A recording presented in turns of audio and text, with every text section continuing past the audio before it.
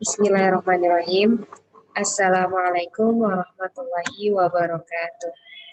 Hai teman-teman, perkenalkan nama aku Ika Sarina. Saya dari program studi pendidikan agama Islam semester 6. Di sini saya akan menyampaikan ataupun memaparkan hasil penelitian saya pada mata kuliah Participatory Action Research yang diampu oleh Ibu Dewi Anggraini LCMA. Saya dari Universitas Nahdlatul Ulama Indonesia. Kemudian langsung saja, adapun judul penelitian saya yaitu pendampingan pengelolaan sampah organik dan anorganik melalui pembudidayaan maggot dan pembuatan pot bunga di RT 15 RW 6 Kampung Basmol, Kelurahan Kembangan Utara, Kecamatan Kembangan, Kota Jakarta Barat.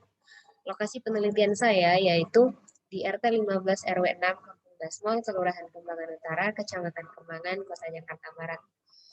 Adapun alasan saya mengangkat tema ataupun mengangkat judul ini yaitu didasarkan atas potret keseharian masyarakat, yang mana masyarakat itu di masyarakat khususnya di lingkungan saya belum memiliki inisiatif untuk melakukan pengelolaan sampah secara mandiri.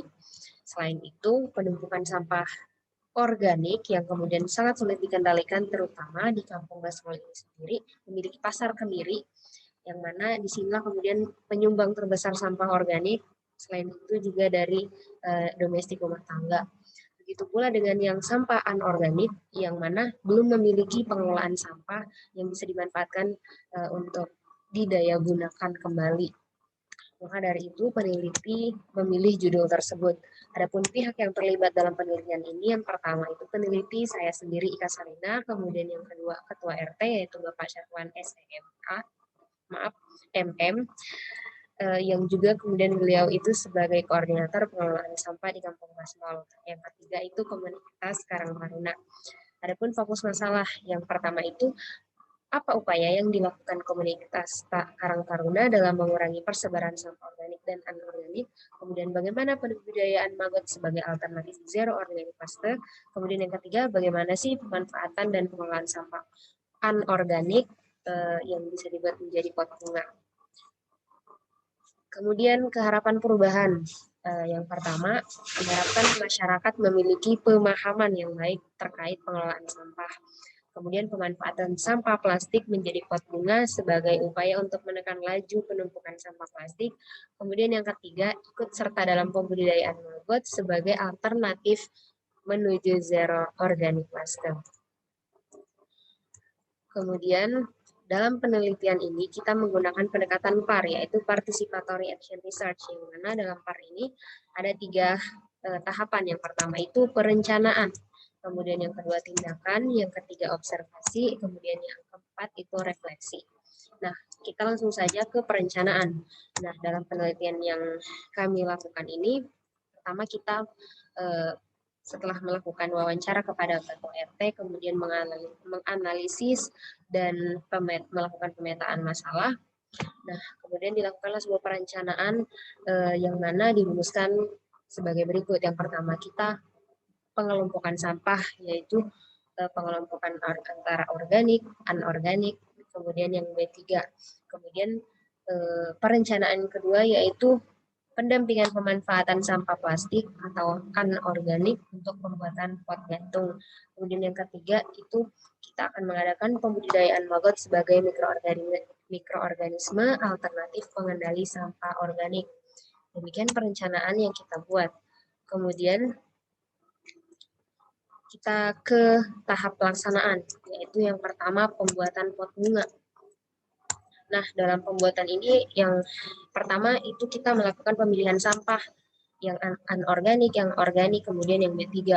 Kemudian setelah itu memilah sampah mana yang masih bisa digunakan. Kemudian sampah yang sekiranya tidak bisa digunakan itu kemudian diangkut oleh petugas sampah yang kemudian dibawa ke tempat penampungan sampah di daerah Cengkareng. Kemudian sampah plastik yang sudah terpilih tersebut dibersihkan dan dipisahkan dari plastiknya, kemudian dilubangi seperti ini, dan kemudian dicat seperti ini. Kemudian kita ke kegiatan kedua, yaitu pembudidayaan maggot.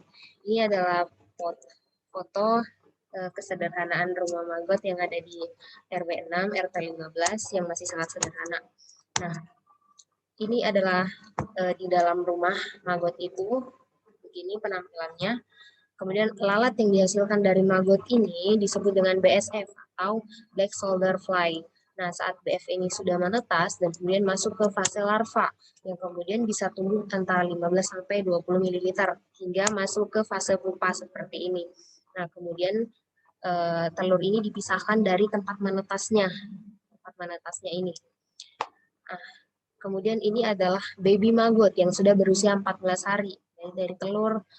Kemudian ini dipisahkan seperti ini, dimasukkan dalam wadah. Kemudian ini adalah fase pemanenan. Panen maggot ini biasanya dilakukan 2 kali dalam 1 bulan.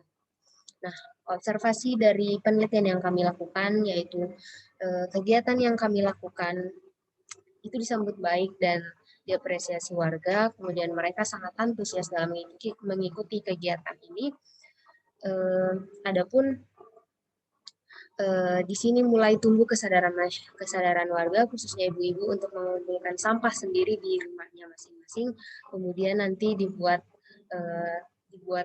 pot bunga di rumah masing-masing. Kemudian pembudidayaan maggot ini diminati oleh banyak kalangan, khususnya bapak-bapak, yang kemudian ini bisa juga digunakan sebagai pakan ternak, dijual kisaran harga 35 per kilo yang biasa dijual dari pakan basmol ini. Kemudian selain itu bisa dijadikan pupuk kompos, tapi yang menjadi kendala yaitu tempat. Nah, rumah maggot itu masih sangat sederhana dan belum bisa menampung banyak pakan maggot begitu. Kemudian adapun refleksi atau evaluasi dari keseluruhan kegiatan, yang mana di sini kami menyadari bahwa kami kekurangan dalam hal mengajak, mensosialisasikan bagaimana pentingnya pengelolaan sampah. Nah, karena dikarenakan itu masyarakat kita sulit untuk menyatukan dan mempertemukan warga dalam satu program kegiatan. Itu dikarenakan banyaknya kesibukan masing-masing, kemudian banyak warga yang masih bersifat egois dan apatis dalam lingkungan begitu. Jadi harapan kami itu perlu adanya kebijakan dan peraturan yang diberlakukan agar masyarakat itu mau mengikuti, dan di situ kemudian terbentuklah sebuah kesadaran warga dalam mengelola sampah. Kemudian diharapkan adanya program pendampingan yang berkelanjutan agar warga mau bekerja sama dan bergotong royong agar terciptalah kepekaan dan kesadaran akan pentingnya menjaga lingkungan. Mungkin hanya itu yang dapat saya sampaikan. Mohon maaf atas segala kekurangan. Semoga bermanfaat. Demikian dari saya. Wallahu muwaffiq ila aqwamit thoriq. Wassalamualaikum warahmatullahi wabarakatuh.